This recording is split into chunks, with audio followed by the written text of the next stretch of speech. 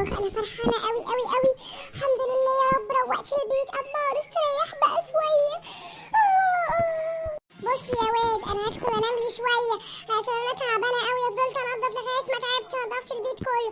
هنام نص ساعه بس، ماشي؟ نص ساعه بس كده اقوم اعمل لكم الاكل، ماشي؟ ماشي يا ماما، ده انا مؤدب قوي انا واخويا. ما هو باين اما ادخل انام بقى. الحمد لله باين عليا النهارده هيبقوا مؤدبين. اما بسرعه قبل ما يبدا شغل الطلبات بتاعتهم.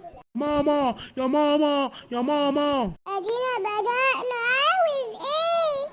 ماما يا ماما، الواد اخويا حسين عمال ياخد مني الريموت. انا عاوز اتفرج على المسلسل وهو عاوز يتفرج على الكرتون بتاعه. قلت له يا ماما يسيب الريموت يا ماما، ماليش دعوه، انا عاوز اتفرج على المسلسل بتاعي. اللهم طولك يا روح.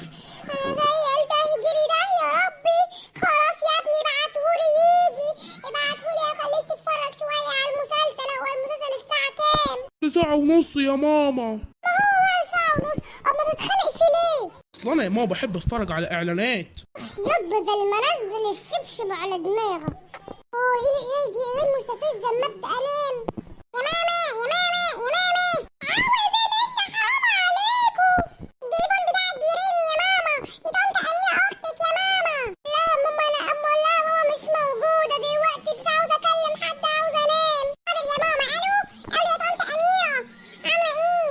لا ماما موجوده وصحيه، مش عاوزه اتكلمك. بتقول بس ان هي عايزه تنام، مش عاوزه تنام ومش هتكلمك.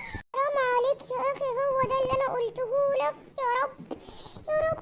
ماما يا ماما اخويا ضربني. معلش يا حبيبي، انت الصغير انت العاقل. ماما يا ماما اخويا شتمني. والله ما فيهاش لوم، انا عارفه. طب تعالوا لي، انا جايه اضربكم انتوا الاتنين. لهوي، انا داخل انام دلوقتي، مش عاوز اسمع صوت من حد، انتوا سامعين؟ حاضر حاضر، حسان بقى قاعده في المطبخ بعمل الاكل للعيال.